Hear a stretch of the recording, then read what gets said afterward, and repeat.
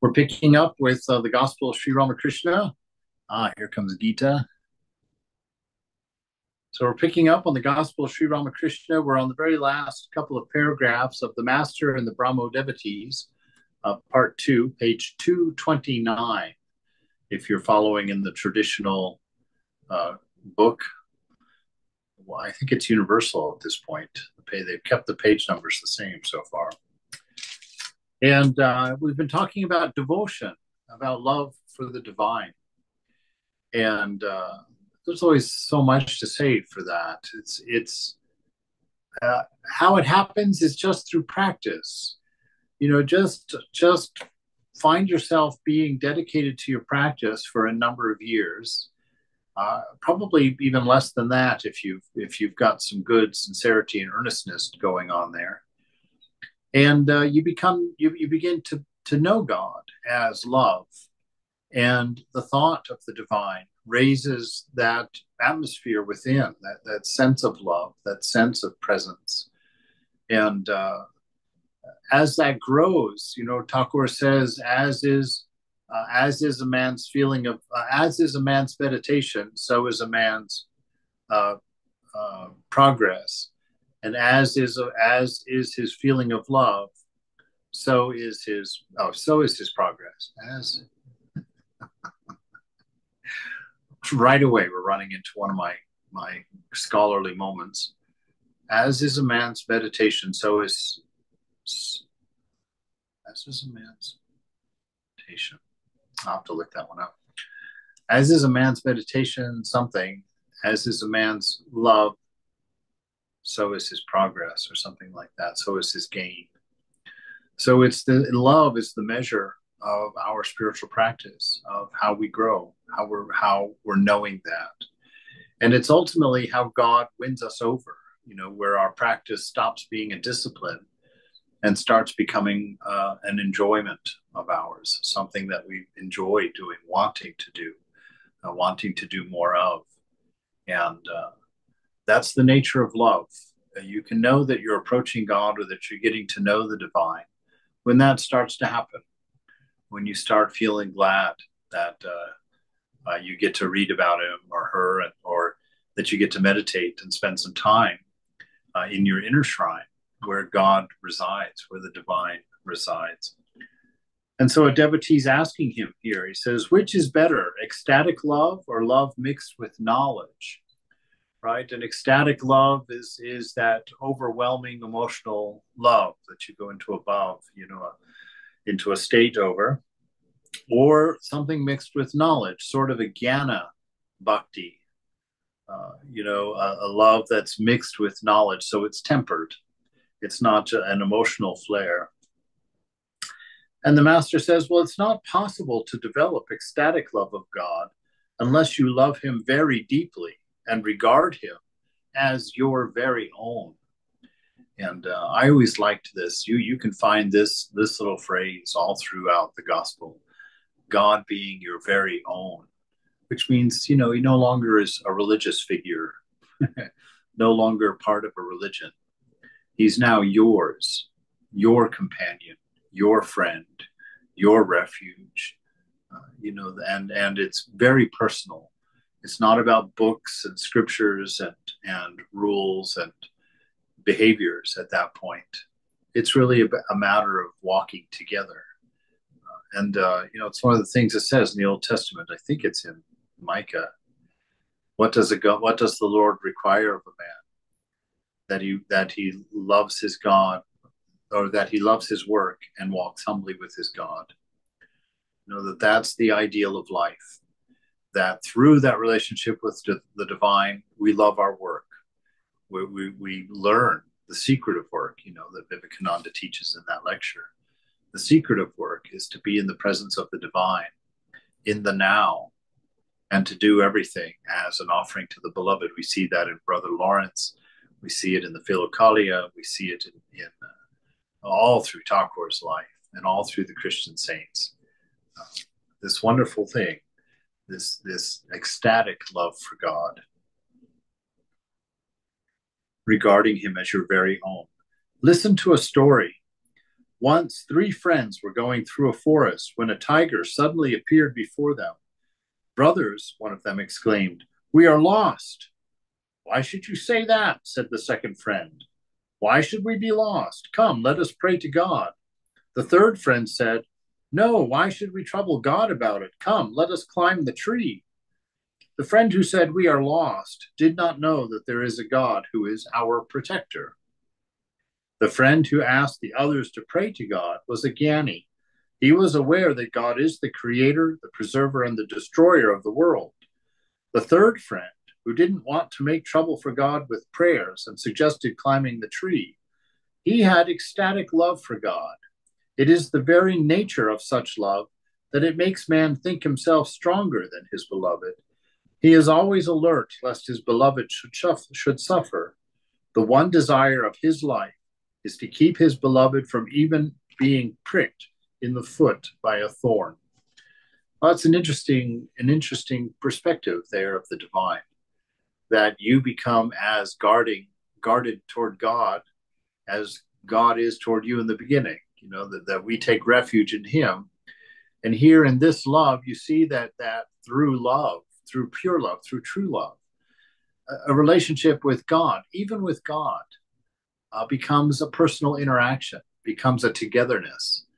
It's not like loving a head policeman or something, that you're in good with the highest judge in the land or something. Those things fall away, all of those things. And it really is about the relationship, about the enjoyment of love with love, as our nature begins to become manifest, as we begin to have more and more access to that infinite love that's our nature within. And it begins to bubble through as our ego thins. That love can finally creep in and around and give us that sense of bliss and take away a lot of the struggling, a lot of the emotional pain, a lot of the things that life throws at us these days in its isolations and its distances and its seeming materialism. That the divine is the antidote to that, because love is what gives this world meaning. And without love, this world doesn't have a meaning. And it can get rather bleak in that space, psychologically for us. But knowing that the nature of this experience of life is born in love, gives us something to open our eyes for, gives us something to grow in and to become aware of. It's a wonderful grace of life, is this ability to find and to allow and to live in this pure love, this pure sense of grace and well-being, regardless of conditions. It is the very nature of such love that makes a man think himself stronger than his beloved. He is always alert lest his beloved should suffer. The one desire of his life is to keep his beloved from even being pricked in the foot by a thorn. It's interesting because immediately I'm remembering reading something in Saint Simeon this afternoon, where he was talking that this always being alert lest the beloved should suffer, that it's exactly that turns us into saints. It's that we no longer care what's right and wrong. We now are caring more about the welfare of the beloved. That, out of our love, we're always wanting to give or to offer or to bring something to the divine. And knowing that we're constantly in that presence, we wouldn't naturally, we would not be involved in anything that could fade that relationship, that could bring back the veil, bring back the separations in that relationship. And so this is how we become saints, is merely by falling in love with God. And then that love, which ironically is the divine, is what trains us, is what molds us into perfect conduits of pure love. Ram served the master and the devotees with delicious sweets. And that's the end of that chapter. So we're on chapter 11 now, with the devotees at Dakshineshwar, part 1. Swamiji. Yes. Yeah, so actually I'm a little confused about this example. I think that like the second person who really said that let's pray to God, let's surrender to God, won't that be more like a bhakti path? Like I'm confused. Like I mean, for me, the third example, the third person looks like a doer. Like I know what's right, let me do it. Let's go climb the tree. I don't know, but Yeah, it could be. You could put it, there's not a reason that you couldn't put it that way. That he's a bhakti, but maybe not an ecstatic lover of God. He's maybe a jnanic bhakti. So he's a practical bhakti. Let's pray to God. God will take care of it, right? And then, but the ecstatic lover of God is like, no, no, no. We shouldn't even disturb him. We should do what we can, and if we can't manage, then we'll disturb the beloved. So it's not super important. I think it could be viewed any of those ways. For Thakur, he had just made that statement about that Jnanic bhakti, bhakti mixed with knowledge. That was the question being asked. So he probably gave that guy the second place, to answer his question as far as what is the best one. And the best one is the one whose concern for God's welfare is greater than his concern for his own welfare. That's that thou, not me, you focus. So that's the real difference. How do You know, you even worry about God's welfare? Like as if we're in charge of that. I don't know. well, it's not that we're in charge. It's not like that. It's that as we come to know the intimacy with God, then our own expression of love will start manifesting as a concern for God.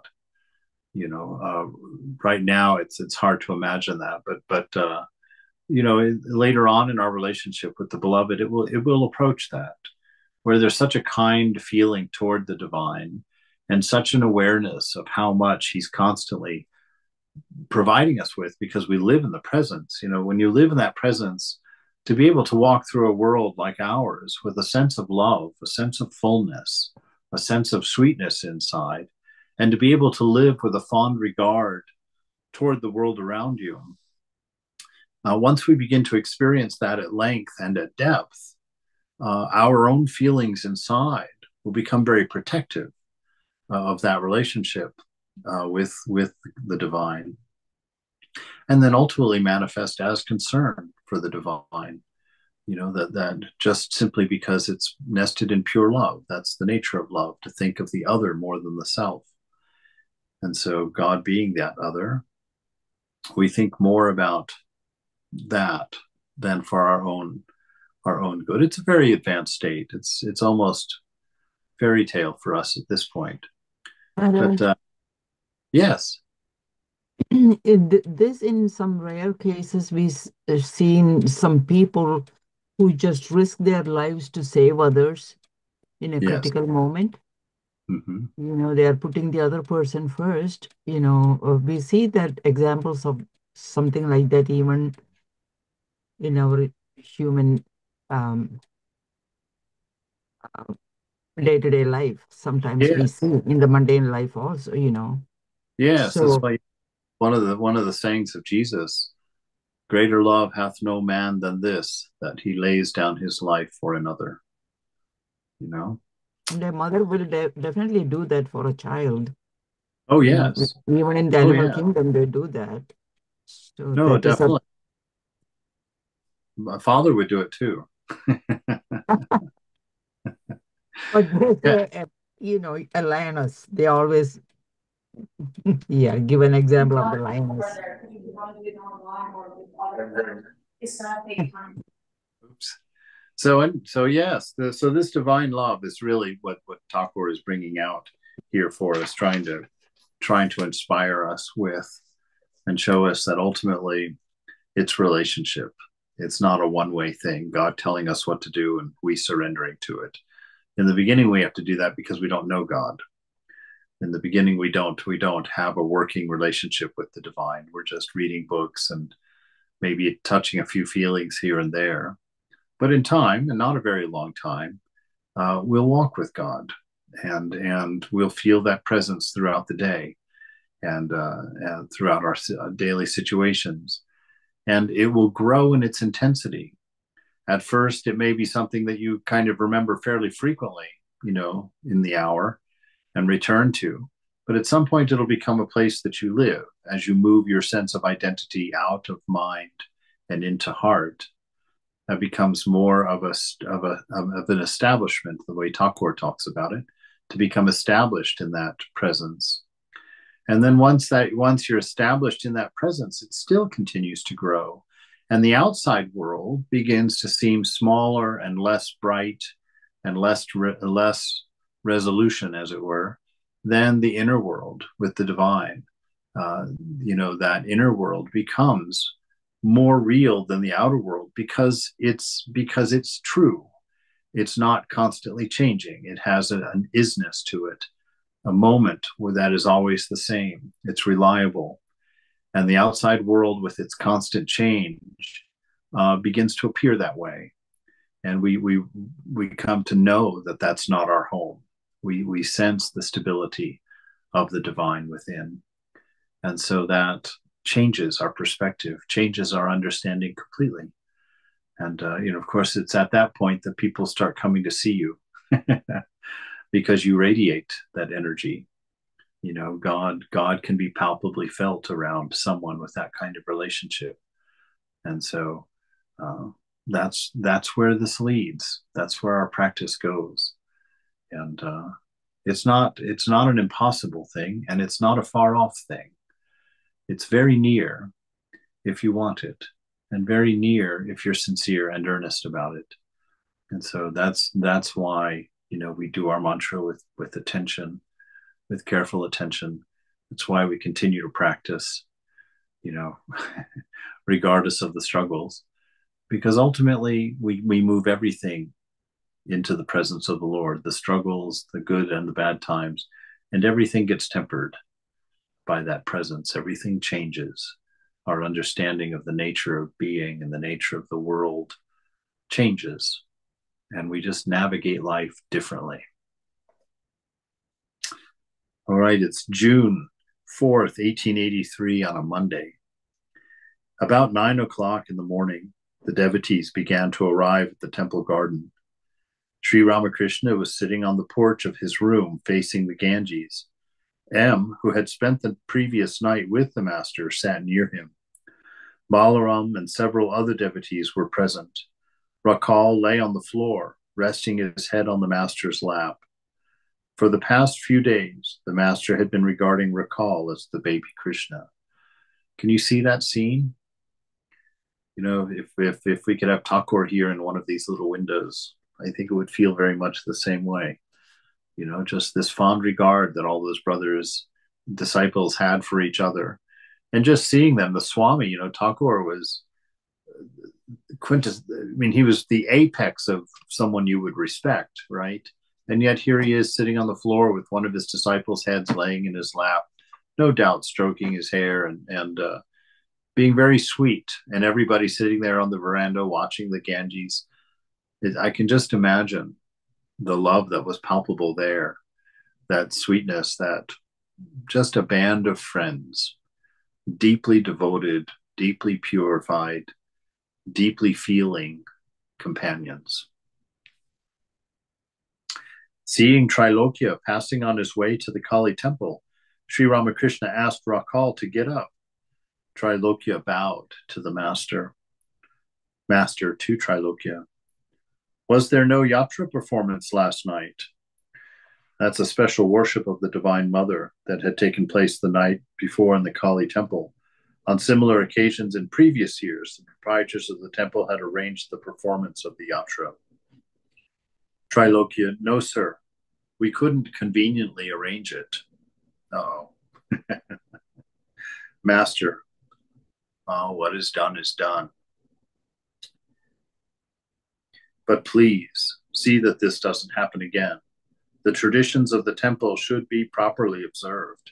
You know, it's very important. You know, the Holy Mother talks about that in a roundabout way. She wasn't talking about that in particular, but she was talking about how if you sleep in one morning, how it's much more difficult to get up the next morning because you gave yourself that permission. And that just continues, and it keeps getting worse and worse, you know, until like Walton, you just don't have to get up at all. Just kidding, Walton. I was gonna ask, how do you break that? Because it's so true, though. Like, Yeah, it so really that's why. is. Yeah, you have to constantly return to your commitments. You know, don't just. I find the easiest thing is, you know, when you set your alarm, if you don't take it as optional, it's quite easy to get up. You just get up and go. Yeah. As soon as you consider it an option, then you've got a conversation happening, and chances are you're going to lose. So don't let there even be a question. If the mind brings up the question or the option, slam that door shut in its face. Just don't even give it a word. Just shut that door and get up. That's how to do that. You know, any discipline is like that.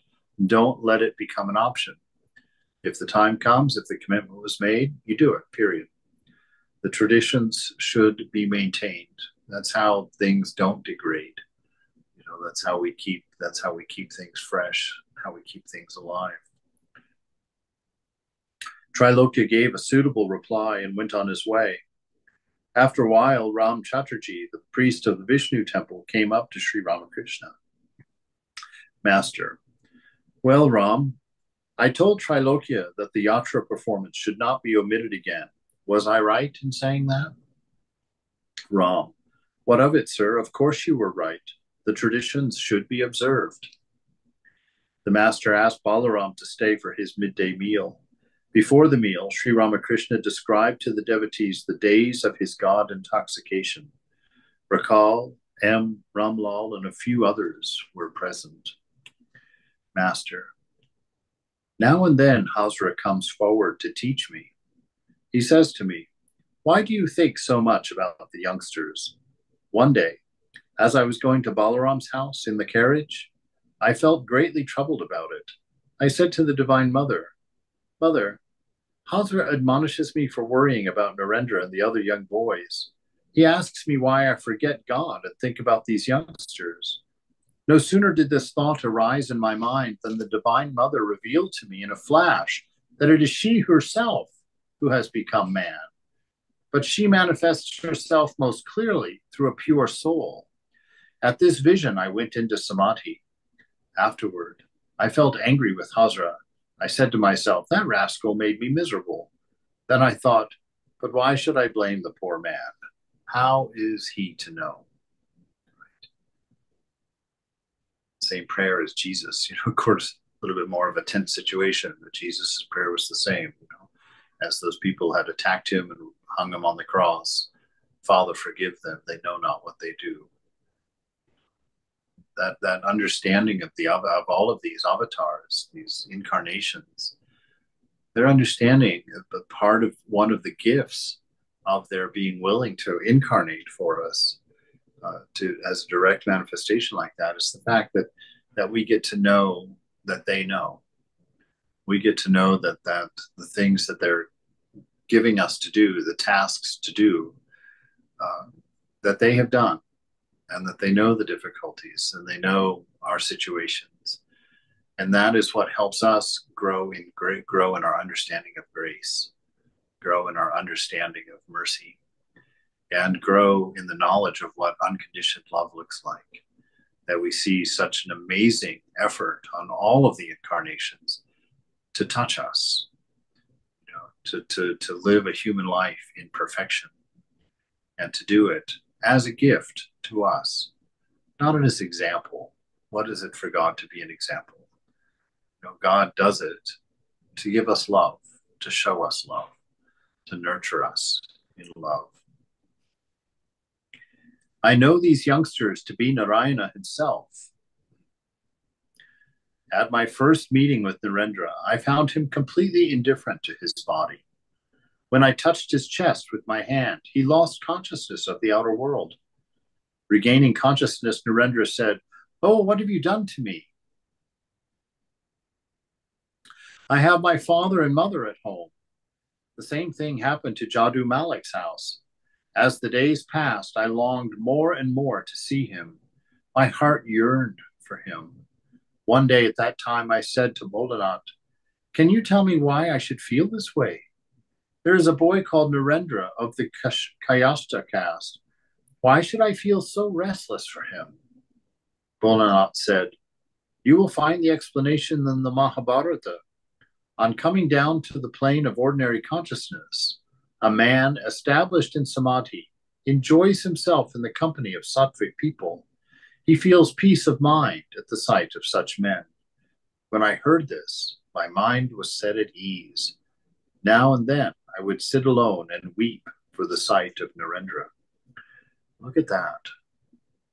God sitting and weeping for the sight of a devotee who has completely resigned himself, completely surrendered himself at her feet. What a beauty that is.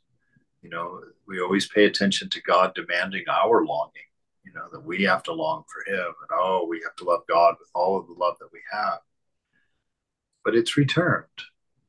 That's how God loves you. That's how God thinks of you.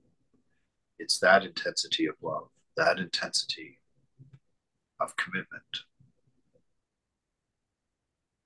that intensity that brings us home.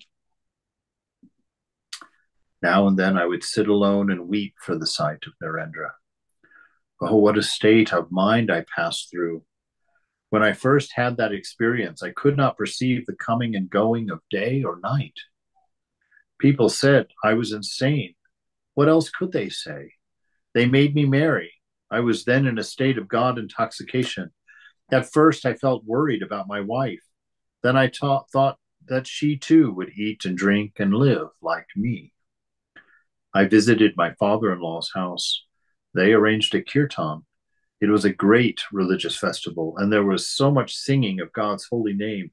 Now and then I would wonder about my future. I would say to the Divine Mother, "Mother, I shall take my spiritual experience to be real if the landlords of the country show me respect.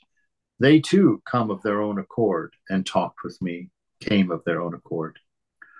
Oh, what an ecstatic state it was. Even the slightest suggestion would awaken my spiritual consciousness. I worshipped the beautiful in a girl 14 years old. I saw that she was the personification of the Divine Mother. At the end of the worship, I bowed before her and offered a rupee at her feet. One day I witnessed a Ram Leela performance. I saw the performers to be the actual Sita, the actual Rama, Lakshmana, Hanuman, and Vibhishana. Then I worshipped the actors and actresses who played those parts. At that time, I used to invite maidens here and worship them. I found them to be the embodiments of the Divine Mother herself. One day I saw a woman in blue standing near the bakul tree. She was a prostitute, but she instantly kindled in me the vision of Sita. I forgot the woman. I saw that it was Sita herself on her way to meet Rama after her rescue from Ravana in Ceylon. For a long time I remained in samadhi, unconscious of this outer world. This is real spirituality, where we've learned the real identity of everything that we see. And in seeing it as it is, for what it is, a direct manifestation of the beloved, it takes on a new beauty. It takes on an overwhelming beauty of existence. You know, we walk around, stumble around, just overcome with one beautiful scene after another, just watching the love of God unfold in its myriad of ways. And this world becomes what Thakur called it, this mansion of mirth, a mansion of deep joy. You know, everything is seen from its proper perspective. So there's nothing that needs to be changed, nothing that isn't just, nothing that isn't right. It's all in its perfection. And to be able to see that, you know, not overlay it, not project it, but to actually see the nature of things because of the purity of your own heart, because of your own effort to eradicate me and mine from your thinking. That this is what happens. Everything reminds us of the lover. Everything reminds us of the lover.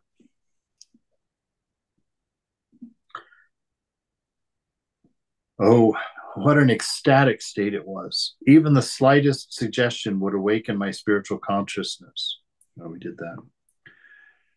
One day, another day, I had gone to the Maidan in Calcutta for fresh air. A great crowd had assembled there to watch a balloon ascension. Suddenly, I saw an English boy leaning against a tree. He stood there. His body was bent in 3 places. The vision of Krishna came before me in a flash, and I went into samadhi. So he sees Krishna. The boy ceases to be an English boy standing in the pose. He becomes Krishna. He sees that with his own eyes and goes into that samadhi. Once at Sihor, I fed the cowherd boys. I put sweetmeats into their hands. I saw that these boys were actually the cowherd boys of Vrindavan, and I partook of the sweetmeats from their hands. He saw that he saw that they were actually, he says that they were actually the cowherd boys of Vrindavan. So perhaps in just reincarnations, they've come back again and again to be in Vrindavan with Krishna. At that time, I was almost unconscious of the outer world. Mathur Babu kept me at Jambazar mansion a few days. While living there, I regarded myself as the handmaid of the Divine Mother. The ladies of the house didn't feel at all bashful with me. They felt as free before me as women feel before a small boy or girl. I used to escort Mathur's daughter to her husband's chamber with the maidservant. Even now, the slightest thing awakens God consciousness in me. Rakal used to repeat the name of God half aloud. At such times, I couldn't control myself. It would rouse my spiritual consciousness and overwhelm me. Sri Ramakrishna went on describing the different experiences he had had while worshiping the Divine Mother as her handmaid. He said, once I initiated a professional woman singer for a man singer.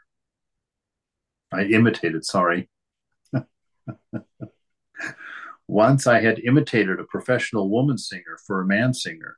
He said my acting was quite correct and asked me where I had learned it. The master repeated his imitation for the devotees, and they all burst out in laughter. Yes, so maybe I should get out my little black hat. After his noon meal, the master took a short rest. Manilal Malik, an old member of the Brahmo Samaj, entered the room and sat down after saluting the master, who was still lying on his bed. Manilal asked him a question now and then, and the master, still half asleep, answered with a word or two. Manilal said that Shivanath admired Nitya Gopal's spiritual state. The master asked in a sleepy tone what they thought of Hazra. Then Sri Ramakrishna sat up on his bed and told Manilal about Bhavanath's devotion to God. Master, what an exalted state he's in. He has hardly begun to sing about God before his eyes filled with tears. The very sight of Harish made him ecstatic. He said that Harish was very lucky. He made the remark because Harish was spending a few days here now and then, away from his home. Sri Ramakrishna asked M, well, what is the cause of bhakti? Why should the spiritual feeling of young boys like Bhavanath be awakened? M remained silent. Master, the fact is, all men may look alike from the outside, but some of them have fillings of condensed milk. Cakes may have fillings of condensed milk or powdered black gram, but they all look alike from the outside. The desire to know God, ecstatic love for him, and such other spiritual qualities, that is the condensed milk. Sri Ramakrishna spoke reassuringly to the devotees. Master to M. Some think, oh, I'm a bound soul. I shall never acquire knowledge and devotion. But if one receives the Guru's grace, one has nothing to fear. Once a tigress attacked a flock of goats. As she sprang on her prey, she gave birth to a cub and died. The cub grew up in the company of the goats. The goats ate grass, and the cub followed their example. They bleated. The cub bleated too. Gradually, it grew into a big tiger. And one day, another tiger attacked that same flock. It was amazed to see the grass-eating tiger. Running after it, the wild tiger at last seized it, whereupon the grass-eating tiger began to bleat. The wild tiger dragged it to the water and said, "Look at your face. Look at your face in the water. It is just like mine. Here is a little meat. Eat it." Saying this, it thrust some meat into its mouth. But the grass-eating tiger would not swallow it and began to bleat again. Gradually, however, it got the taste for blood and came to relish the meat. Then the wild tiger said, "Now you see, there is no difference between you and me. Come along, follow me into the forest." So, there can be no fear if the Guru's grace descends on one. He will let you know who you are and what your real nature is. If the devotee practices spiritual discipline a little, the Guru explains everything to him. Then the disciple understands for himself what is real and what is unreal. God alone is real. The world is illusory. One night, a fisherman went into a garden and cast his net into the lake in order to steal some fish. The owner heard him and surrounded him with his servants. They brought lighted torches and began to search for him. In the meantime, the fisherman smeared his body with ashes and sat under a tree, pretending to be a holy man. The owner and his men searched a great deal, but could not find the thief. All they saw was a holy man covered with ashes, meditating under a tree. The next day, the news spread in the neighborhood that a great sage was staying in the garden. People gathered there and saluted him with offerings of fruit and flowers and sweets. Many also offered silver and copper coins. How strange, thought the fisherman. I am not a genuine holy man, and still people show such devotion to me. I shall certainly realize God if I become a true sadhu. There's no doubt about it. If a mere pretense of religious life can bring such spiritual awakening, you can imagine the effect of real sadhana. In that state, you will surely realize what is real and what is unreal. God alone is real. The world is illusory. What do you think he's trying to get across? God alone is real. Love alone is real. That part of you that is unchanging, that part of you that has been steady through your whole life, that is the divine. That is God. That is what is real. Everything else is a dream. It doesn't stay what it is. It's constantly morphing in front of us, constantly changing states from one thing to another. It's God alone that is real. And just to know that will help us move our identity out of the changing and into that unchanging absolute within, the unchanging I, the I am.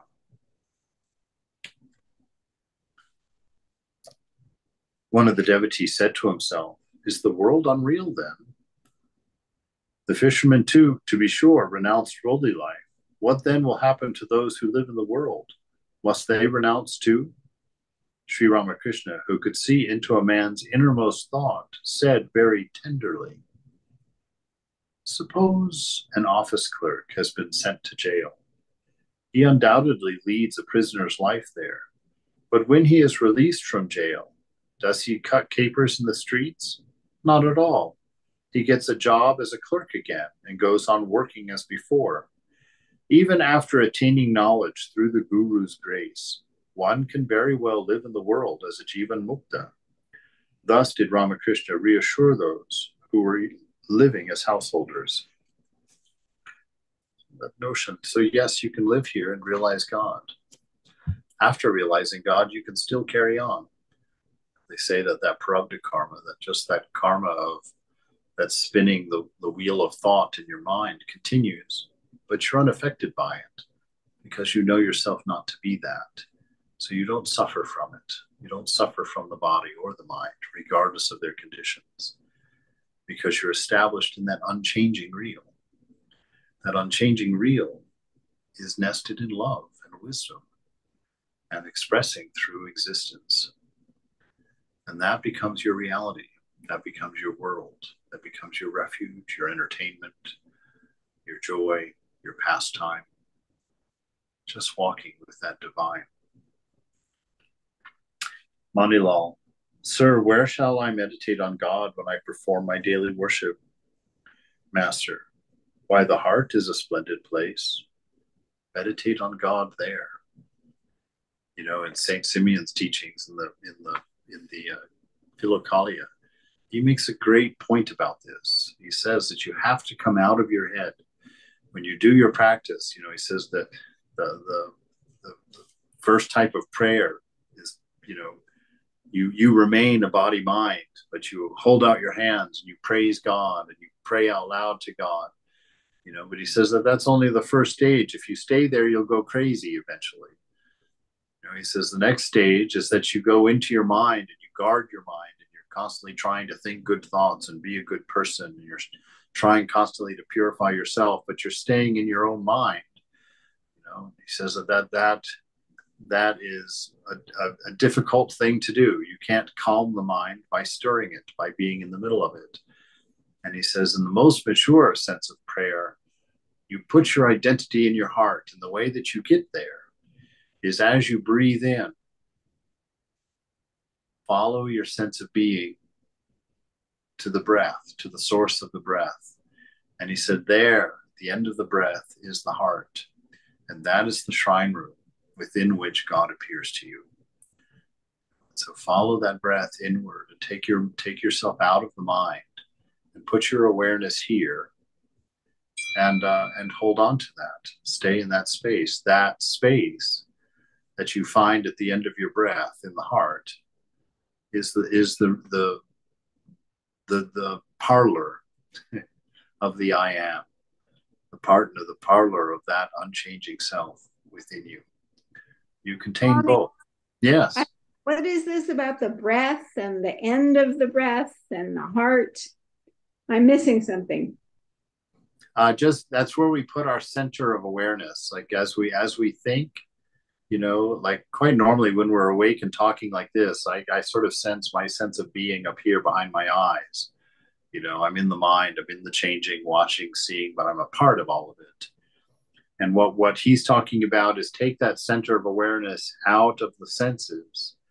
Let it follow the breath. When you inhale, just see in your mind where the air goes. It goes, of course, to the lungs, but the lungs are here in front. Are they behind the heart or in front of the heart? Probably behind the heart, I guess, or just below it, maybe. Anyway, they lead you. Following the breath like that will lead you to that inner shrine within the source of. Yeah. Thank you. Sure. So you follow. I also had sorry. Go ahead. So when we talked about watching the thoughts, does one watch the thoughts from the place of the heart as well? Yes, absolutely. Okay. Absolutely. Okay. Yeah. It can't be done properly any other way. If you're in the mind watching the thoughts, you'll be affected by them. Okay. If you're in the heart watching the mind, watching the thoughts, you won't be affected by them because you'll know. You're in a place surrounded by the presence. And so, yeah. And so you go to the heart. You go to the heart for these things to do our practice. Always put your center of attention there. One of the disciples was doing very intense practice, and he was doing a practice that he had learned from another teacher about putting all of his attention between the eyes in the head there. And he started getting these terrible headaches, and he went and told the mother, oh, I'm getting these terrible headaches. And she says, oh, well, where are you meditating from? And he said, oh, I put my attention here between my eyes. And she said, oh, that is good for some. She says, but it's dangerous up there. You can do harm to yourself. She says, put your center of attention in the heart, and there's no danger at all. You won't run into trouble by sitting in the heart. And so your heart is your shrine room, your true shrine room. The one that you've got elsewhere in your house is just a symbol of this one that exists within you. And so that's where we want to get to. Thank you, Maharaj. Yes.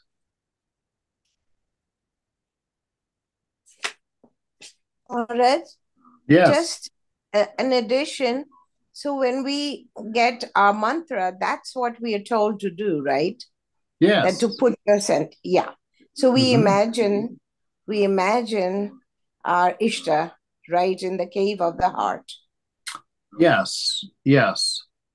And interestingly enough, I of course follow the teachings of your own teacher, but one of the things, the details that I was taught that turned out to be very helpful for me is that to have your Ishna facing the same way that you are, your Ishta, following the same way, facing the same direction that you are, because ultimately he takes your place, she takes your place, as that awareness grows. So you sit there with the idea of God, the idea of the beloved, sitting in your heart, facing the same direction you're facing, and you do worship. Yes. You worship. You grow in that love. And, in the end, the love between you takes both of you into one, binds both of you into a singularity in samadhi, in that final state. Sir, where shall I meditate on God when I perform my daily worship? The Master. Why, the heart is a splendid place. Meditate on God there. Manilal, a member of the Brahmo Samaj, believed in a formless God. Addressing him, the Master said, Kabir used to say, God with form is my mother. God without form is my father. Whom should I blame? Whom should I adore? The two sides of the scales are even. During the daytime, Haladhari used to meditate on God with form, and at night on the formless God. Whichever attitude you adopt, you will certainly realize God if you have firm faith. You may believe in God with form or in God without form, but your faith must be sincere. It must be wholehearted. Sambhu Malik used to come on foot from Bagh Bazar to his garden house in Dakshineshwar. One day a friend said to him, It is risky to walk such a long distance. Why don't you come in a carriage? At that, Sambhu's face turned red and he exclaimed, I set out repeating the name of God. What danger can befall me? Through faith alone, one attains everything. I used to say, I shall take all this to be true if I meet a certain person or if a certain officer of the temple garden talks to me. What I would think of would invariably come to pass. So just this established acceptance of truth, that these ideals realized by thousands of years of sages, things that aren't true don't last. They go around as rumors, have their day, and then they disappear. But these things, the Vedanta, this Sanatana Dharma in the center of all of the lasting religions, this is the pointer to the real, and our faith in that allows us to make assumptions, to realize it sooner than if we didn't have that faith, if we didn't assume that presence at first. It gives us that we have to have faith in grace. It's hard to believe in grace. It's hard to know of a grace that's unconditioned. How could that be? There's nothing in the world like that. And yet just to say, no, it's there. It's there. It's grace from God. It's grace of the ideal. And so you continue to sit in that space. And after some time, always depending on our sincerity and earnestness, the amount of time, but at some time, something happens and you know that grace to be real. It's no longer a projected imagination. The presence of God in the shrine of your heart. At first, it'll be a lot of effort to try and see a figure there, to try and see the face of Thakur in the heart. It takes a long time to that. And then one day, perhaps, that image snaps in a clarity that far exceeds anything you've seen with your physical eyes.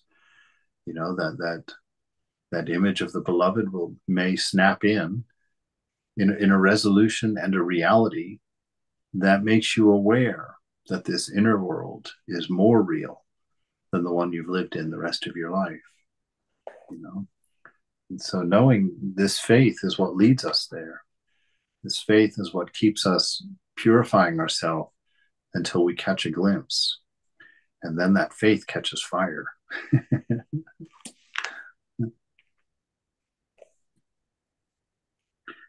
Whichever attitude you adopt, you will certainly realize God if you have firm faith. You may believe in God with form or in God without form, but your faith must be sincere and wholehearted. Shambhu Malik used to come on foot. Yes, so we got all that.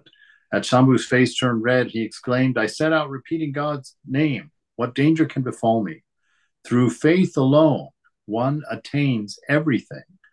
I used to say, I shall take all this to be true if I meet a person of a certain officer in the temple garden, or if a certain officer in the temple garden talks to me.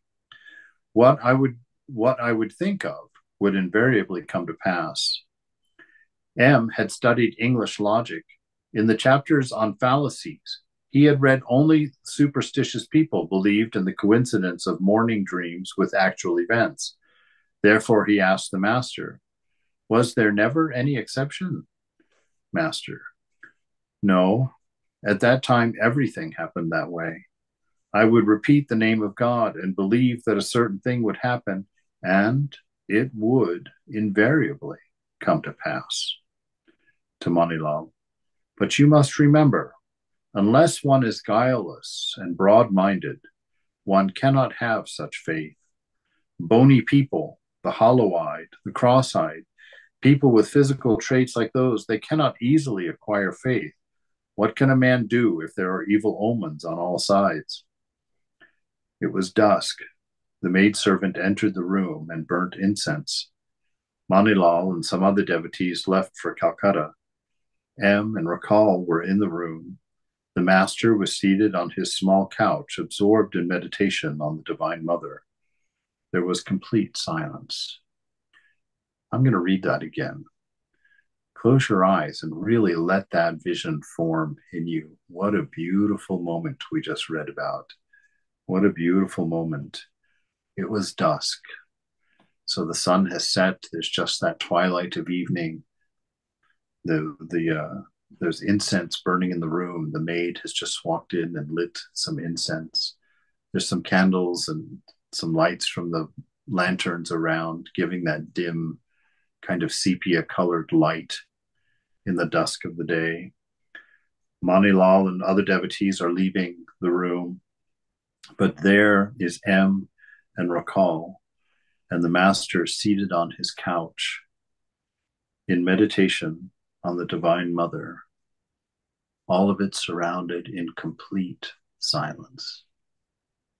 Just a stillness, that peace. Imagine sitting with the beloved like that.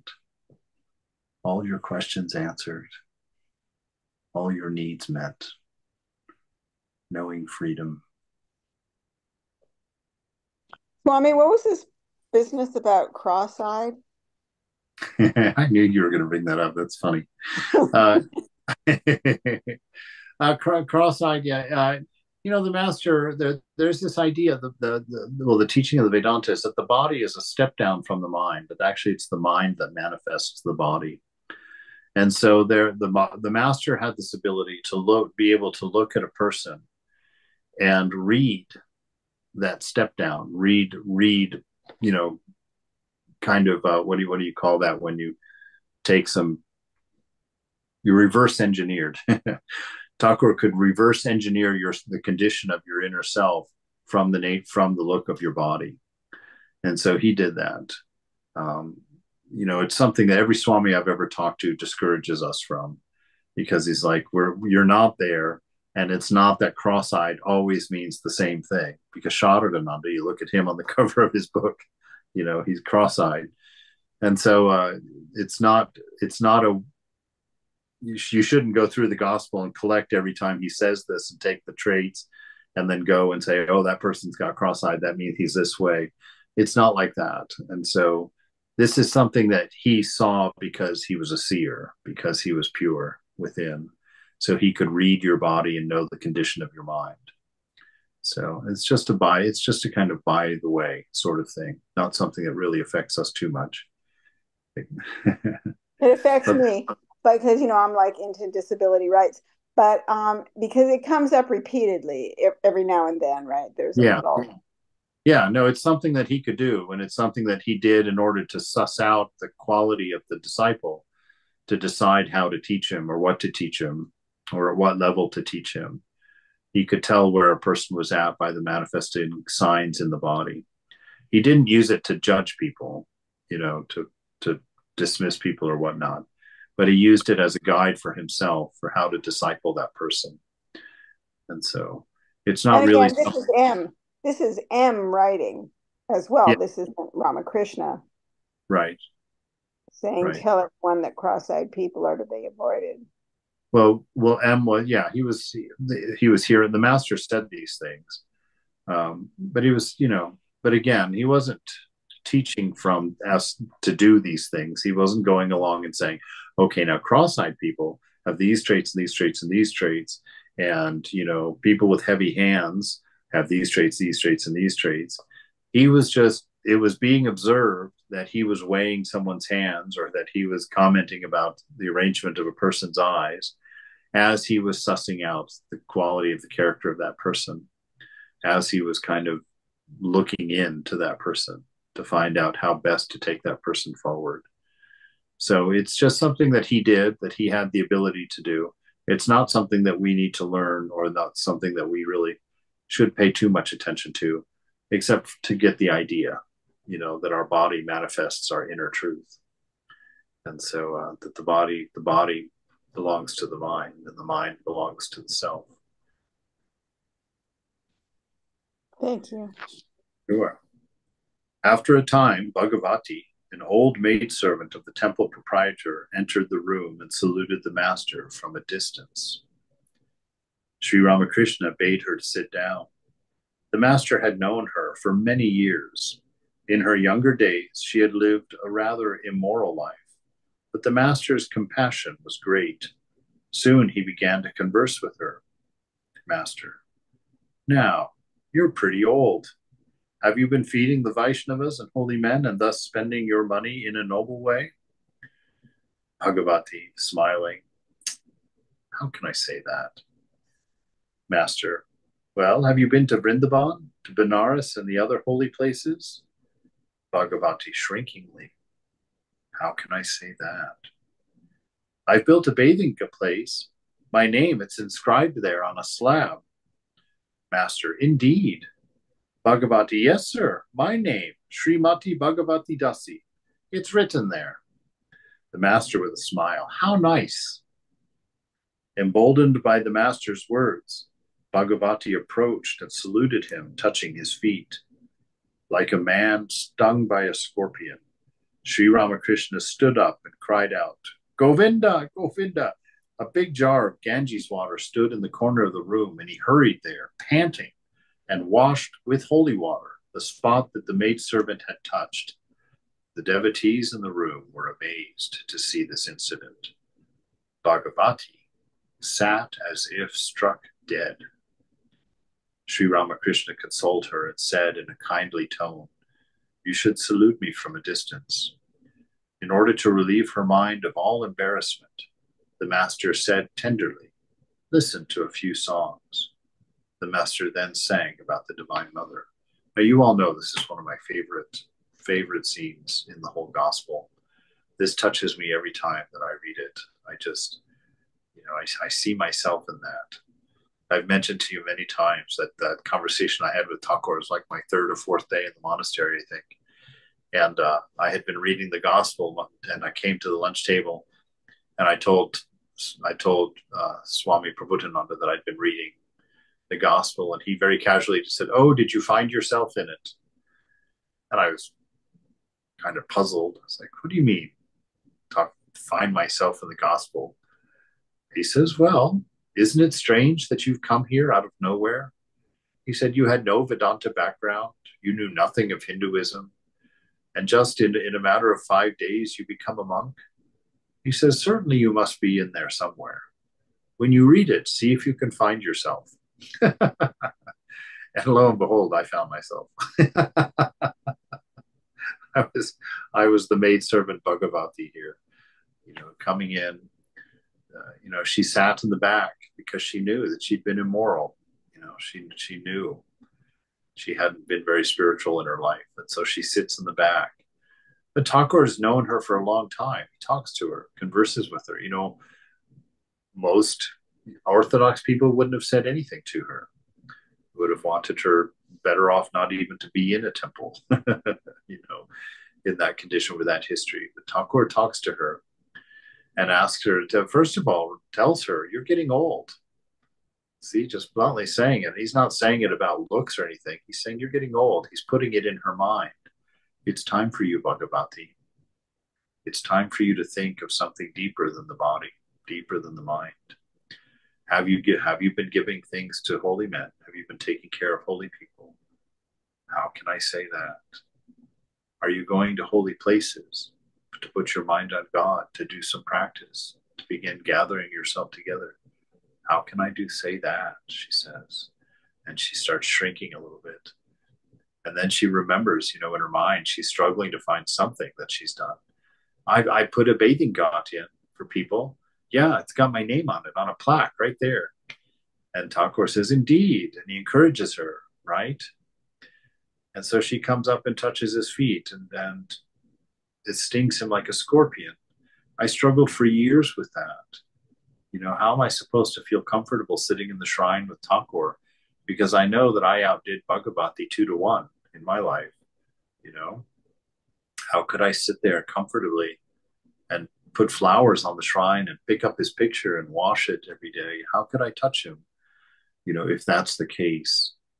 But you see, what he was trying to show Bhagavati there, and I've shared this every time, but it's such a beautiful and important lesson.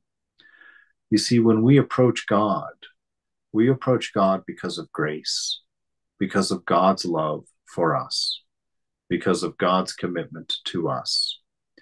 And if we approach God in that awareness of that grace, we can go and sit on the shrine with him if we want to. It will be perfectly fine. But if in and of yourself you think that you've done something that makes you worthy,